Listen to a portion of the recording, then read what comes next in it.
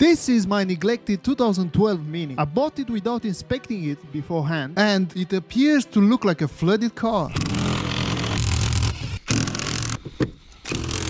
The first thing I need to do is to remove these horrible seats, and then vacuum and deep cleaning.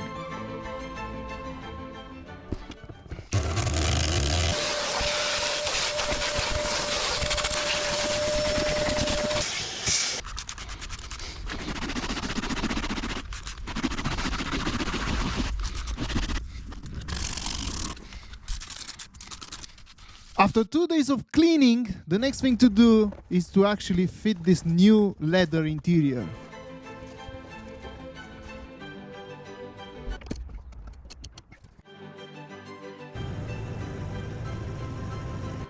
This is how it looks now, and a quick before and after.